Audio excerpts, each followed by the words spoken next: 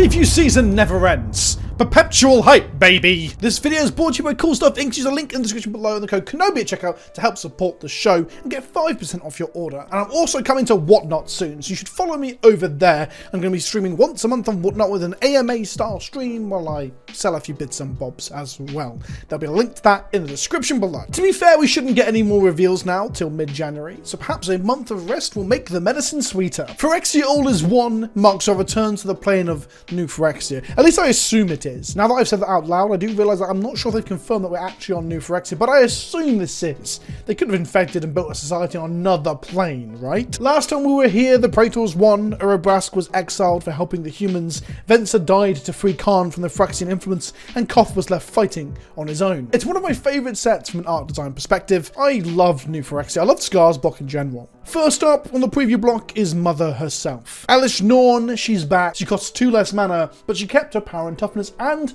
the same keyboard as before. But now her two-sided effect is that she doubles your own enter the battlefield effects and turns off your opponents. In essence, she is 1 part Panharmonicon and 1 part one-sided Torpor Orb for your opponent. She is Panharnomimom. I'm sorry. Every Praetor does this with one benefit for you and a mirror reflection for your opponent, and this one feels powerful, stacksy, and very in theme for this part of the colour pie. I think doubling your own ATB is a huge amount of fun and value, and I can't wait to cast Moldrifters and Wisps with her in play. Her stacksy lockpiece component is certainly going to upset some people at the tables. If there's one thing Commander players hate more than being interacted with, it's having constant ongoing interaction that they have to track on board. She is glorious, and I love her from a thematic point of view. I don't know if she's going to be powerful enough to see any play in constructed formats outside of Commander though. Maybe as a sideboard card in certain decks against in formats like Standard and Historic, I mean, against things that have strong ETBs. Think of her like the green-white pig that turns off paying life and sacrificing stuff. She might have a weird meta application there.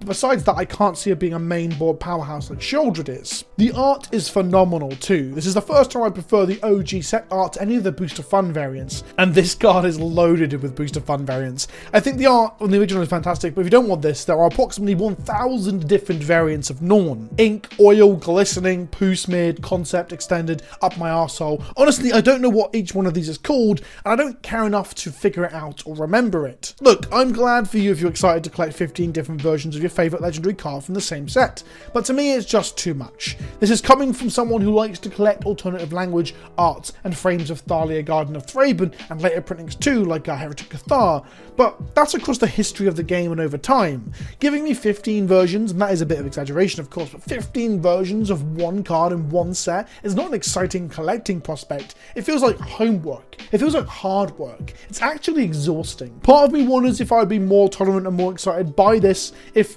the fun wasn't all revealed at the start of it, or wasn't all revealed ahead of time, if the showcases weren't dumped like shit into my eyeballs for an overload and an eye roll. Instead, imagine a world where these things are organically found by the community across pre-release and release weekend. That'd be kind of hype. We got a glimpse of the X spell cycle, a flip reversal of the Zenith from Scar's block. We now have each Sun's Twilight. It's a creature theft spell in blue that if the X is big enough it creates a copy of the original, which is pretty fun. I'd assume the whole cycle will be X spells that do something more if the X is set to 5 or higher. And I dig it. The art is wild though, as the perspective makes Jin-Gitaxias look huge. Is it canonical that he can grow in size, Power Ranger monster style? We have a reprint, and of course it's a powerful black mythic. Phyrexian Obliterator is one of those cards that's just so wild it immediately excites some players for playing it and hugely upsets opponents for having to play against it.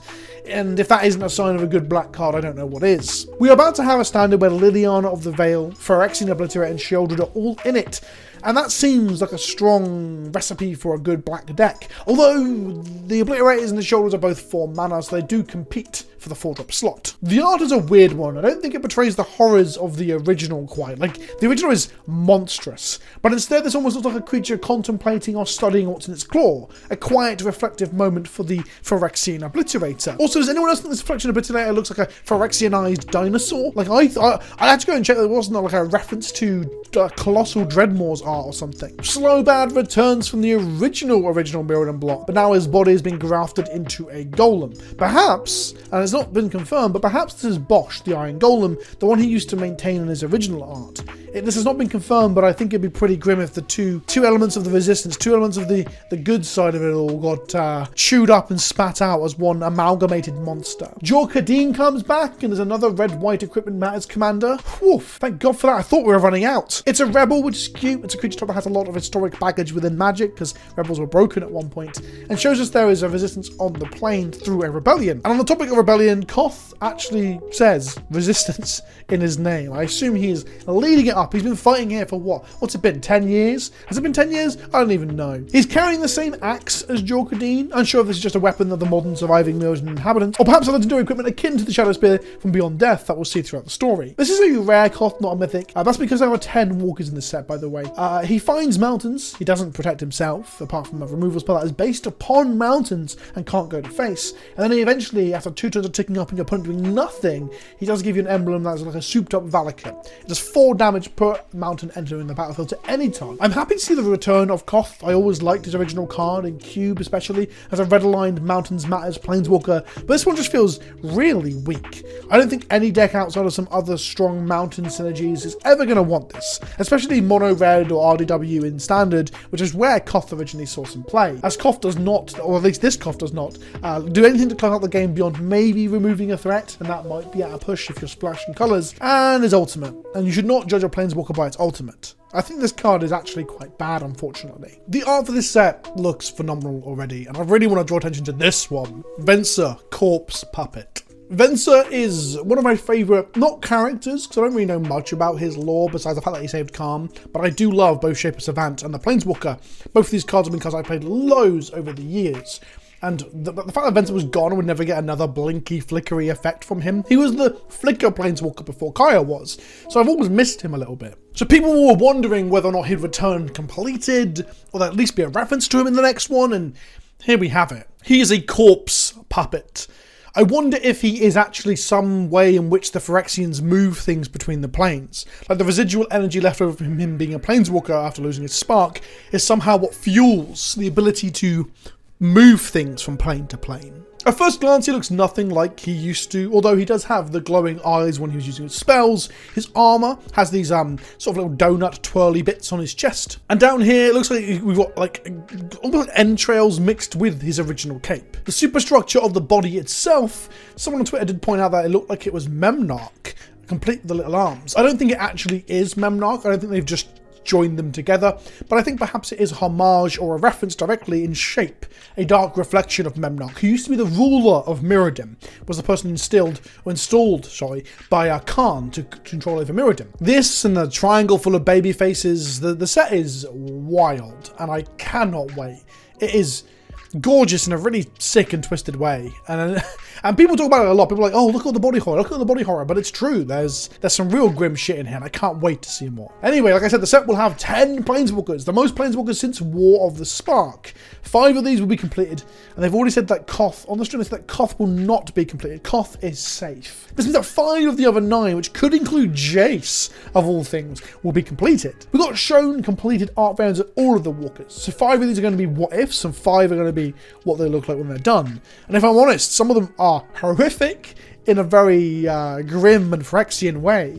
Koth is certainly a what if. We know he isn't completed, as confirmed on this week's stream. There were also some what if the heroes were completed when we see like leaders of the resistance, leaders of the rebellion. So Jor-Kadeen being one of those 4 returning rebel leaders, we get to see a completed version of them in an alternative art style. There is an interesting thing about having alternatives straight within the set, within the boosters. It used to be that Magic's story was told primarily through you finding cards and then eventually going to read the novels or the web fiction.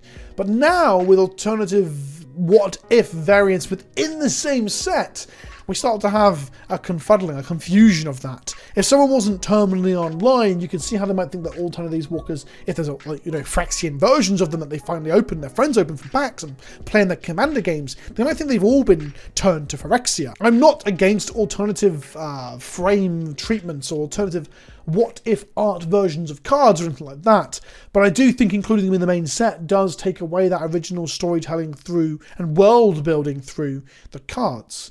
I guess there's an argument that you can world build through the juxtaposition of what could have been, what did not pass, but the cards don't give enough context to really make that clear. So I think these things should be in specific products away from the main set, from at least a storytelling and world building perspective. The lands in the set look incredible. This basic plains here looks to be sculpted to look like Elesh Norn's thick cake. Meanwhile, blue balls, that's right. Jinkataxis has got his balls out and he's rubbing them all over the plane formerly known as Mirrodin. The full arts look gorgeous here. They make new Phyrexia, if that's the plane we're on, they look more dreamlike than ever. Each one creates this emblematic Phyrexian logo with the structures of the planet crossing over one of the 5 suns of, well, 5 previously Mirrodin suns to create the Phyrexian symbol. And then we also have Phyrexianized metal symbol full arts, very grim, very metal. The plane and the art direction again is already starting to look phenomenal and I'm very excited for it all. Lastly, we do have the universes within variants of Street Fighter cards that were revealed. Not that exciting to me, but Phyrexia with the robot arm is kind of cool. The most interesting part of all this is seeing the insight into different planes. Or a plane at least. I mean, remember the Stranger Things ones were all set on Innistrad and I thought that was a wasted opportunity to explore other areas and very cliche to go for the horror plane. These seem to be spread out at the very least. I mean, Marika appears to be from an arena world. I assume Kylem from Battle Bond, but we don't know that because it doesn't explain it. So I do think it's cool that we're seeing potentially insights into Kaldheim, Kylem and other planes that haven't been explored properly yet. But wait, there's more! There are more treatments than I've already mentioned, and frames. Exclusive things found only in what's called the complete edition of the bundles. These lands, for example, the oil slick raised foils, which are going to be chase cards for these bundles. Oil slick raised foils aren't just lands though, they're every mythic in the set, and we've seen the Elesh Norn. You get 2 of these per bundle. In short, this is a special bundle that looks to create a chase rare experience in the bundle, not just in the boosters themselves, but within what comes with the boosters. This is whatever, I guess. Like, I don't really care too much. I just hope this isn't a premium priced product or an incredibly short run, because that would be a shame if people can't get their hands on these. And then beyond all of that, we got a hint even further into the future with March of the Machine. We got packaging for it all, including a bundle that shows off that Teferi will be fighting alongside Quintorius, that my little elephant boy from Strixhaven, and what looks to be Thalia from Innistrad. So if you don't know, the whole like penultimate or the build up, the climax is going to be that the Gatewatch and the heroes of the Gatewatch bring characters from across the planes to fight the Phyrexians. We're going full on multi-dimensional interplanar war, and perhaps some might feel it's jumping the shark, but I'm willing to give it a shot. To see Thalia fighting against the Phyrexians will be a cool moment. I just really hope we get some CGI trailers to show some of this off, even if it does feel like a cheap pastiche of the end game ending battle. They didn't show up the collector booster because it had too big of a spoiler apparently, so I'm going to call my shot and say this is either Niv Mizzet or Nicole Bolas. I think both of those would be pretty hype. And we also see that Jumpstart is continuing. Let's actually put in more than 5 uninspired themes. Ultimately, I like what I've seen so far for All Will Be One, and I am excited for it. Even if I do joke and rib the fact that we can't get away from spoiler season. But I am a sucker for Phyrexia. I'm a sucker for this art direction. I'm a sucker for more focus on Elesh Norn and her church or combine or whatever you'd call it. Cult, not combine. Cult might be a better word. So let me know what you think in the comment section below. Are you excited? Are you worn out? Both of those things are completely valid considering the state of current Magic. Let me know what you think in the comment section below. Check out those links for cool stuff and whatnot. And I'll see you all soon. Ta-ta for now.